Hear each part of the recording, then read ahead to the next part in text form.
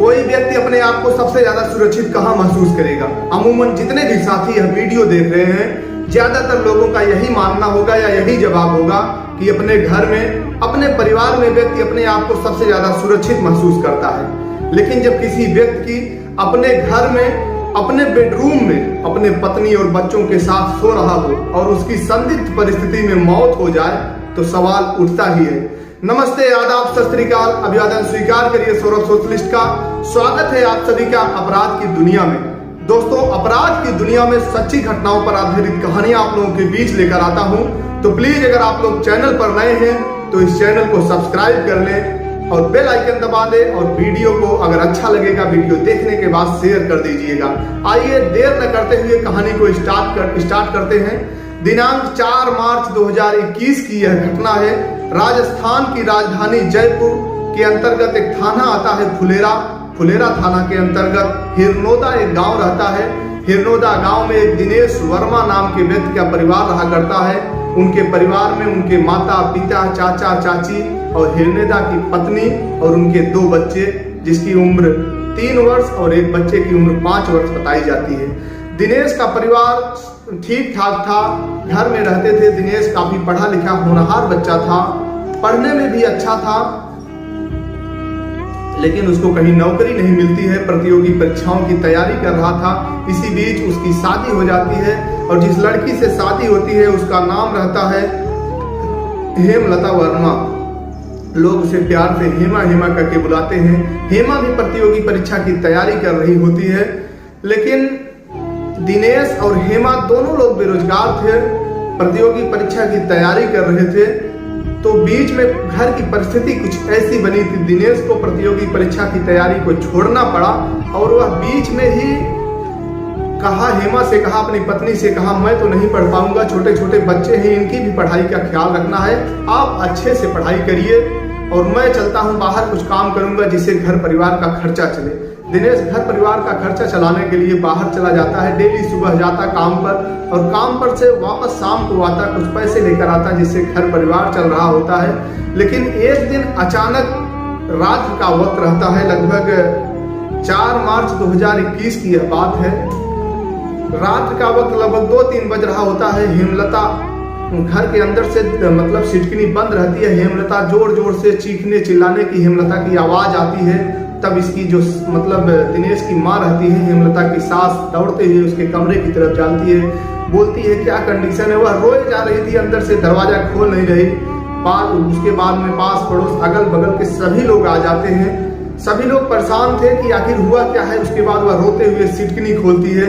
जब सिटकनी खोलती है तो अंदर का दृश्य देखकर लोगों के पैरों तले जमीन खिसक जाती है। इतना भयावह दृश्य था कि बेड पर दिनेश की लाश पड़ी हुई थी और यह हेमलता फपक कर रो रही थी। वह बोल रही थी कि हमारी दुनिया ही उजड़ गई, अब मैं करूंगी क्या, किसके सहारे रहूंगी, मेरे 2 छोटे छोटे बच्चे हैं। तभी उसी में किसी ने वहां के स्थानीय थाना पर फोन करके इस घटना को जानकारी दी। तो स्थानीय थाना प्रभारी रणजीत सिंह जी रात्रि में ही मौके पर पहुंचते हैं और घटना की गंभीरता को देखते हुए वह पहले तो पूछने की कोशिश करते हैं उससे। तो वह, उसकी पत्नी रो रही थी, कुछ बताने की कंडीशन में नहीं थी। वह बोली कि मैं सो रही थी, जैसे ही जगी देखी इनकी लाश पड़ी थी, इन्होंने चाकू से गला काट कर अपनी आत्महत्या कर ली। पहली दृष्टि में तो पुलिस को, रणजीत सिंह को यह घटना मतलब एक संदिग्ध उनको लगा। उसके बाद इस घटना को गंभीरता को देखते हुए उन्होंने उच्च अधिकारियों को सूचना दी। क्षेत्रीय उच्च अधिकारी एडिशनल एसपी ज्ञान प्रकाश जी, सीओ कीर्ति सिंह जी और मौके पर डॉग स्क्वाड की टीम और जो सरकारी व्यवस्थाएं होती हैं वह सभी मौके पर परिस्थिति हैं। जितने भी एंगल से जांच हो सकती थी जांच करती हैं, लेकिन कहीं से कोई सुराग पता नहीं चलता है। लेकिन पुलिस उसकी जो पत्नी थी हेमलता, उसके बयान से संतुष्ट नहीं थी। उसके बाद हेमलता को पूछताछ के लिए थाने पर ले जाती है।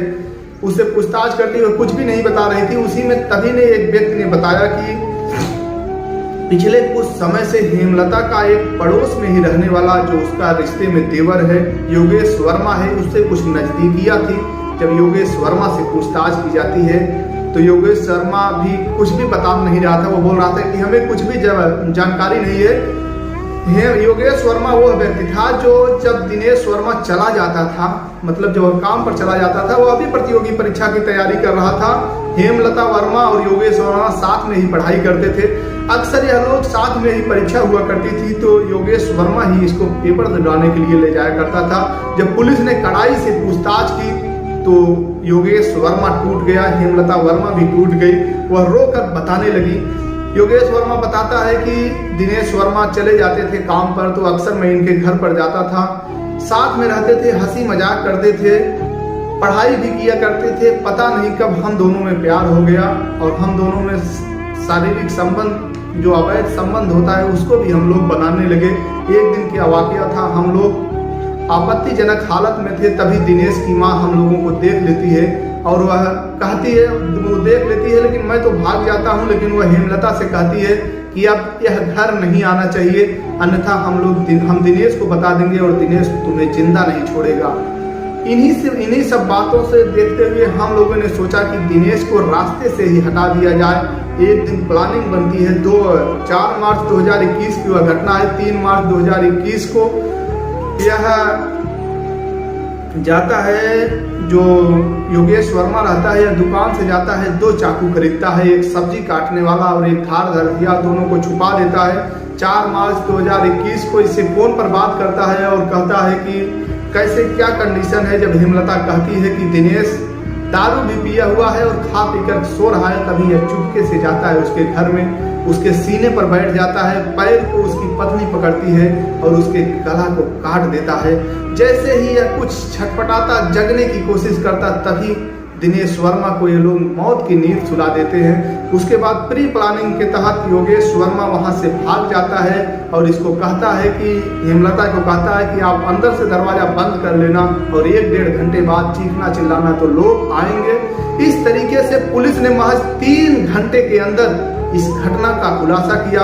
उसके बाद इन दोनों को गिरफ्तार कर लिया गया, इनको संबंधित धाराओं में जेल भेज दिया गया। लेकिन जो दिनेश का एक 3 वर्ष का बच्चा और एक 5 वर्ष का बच्चा है, उसका करियर खराब हो गया, बर्बाद हो गया।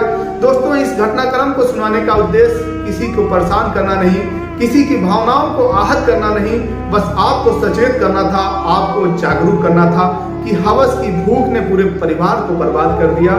तो प्लीज आप लोग सतर्क रहें, जागरूक रहें, अपना ख्याल रखें। बस अंत में यही कहूंगा, कभी किसी का दिल नहीं दुखाएं, क्योंकि जिंदगी बहुत छोटी है, कब किसका बुलावा आ जाए और इस धरा को छोड़कर जाना पड़े। इस धरा पर सब धरा का धरा रह जाएगा।